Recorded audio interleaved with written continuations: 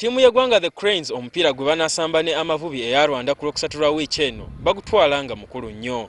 Atendeka ttiimu eno Bobby Williamson agamba nti engeri gy'alina emipiira egy'amaanyi mu maaso omuli empaka z'okusunsulamu mu kikopo ky'ensi yonna ssaako n'ekya CHAN yeetaaga okugezesa buli musambi alina ekitone. Agamba nti n'okutuusa kati tanakakasa nti abasambi be yasambisaako mu mpaka z'okusunsulamu mu kikopo ky'ensi yonna nga be bokka abalina obusobozi.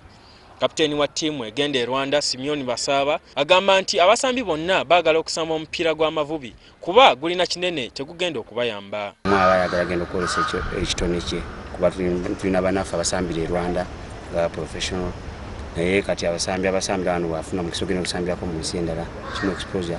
Bobby agamba nti yandibadde afuna emipiira egiwerako okwegezaamu nga Cranes tenayambalagana ne Senegal, Angola ne Liberia mu mpaka z'okusunsulamu mu kikopo ky'ensi yonna. Ttiimu ya Cranes eyeegatiddwako omukwasi wa ggoolo Abel Dhaira yakusiddwa olunaku lw'enkya wabula nga bajja kusooka kutendekebwa ku nkya. Hassan Waswa yali kapiteeni wa ttiimu eyawangula ekikopo kya Sekafa y'omu ku basambi abali mu nkambi ssaako abalala abayitibwa. Olusozi Cranes lweyolekedde lwa kuwangulira Senegal ewaayo oba okuggyayo akabonero ssaako ne Liberia.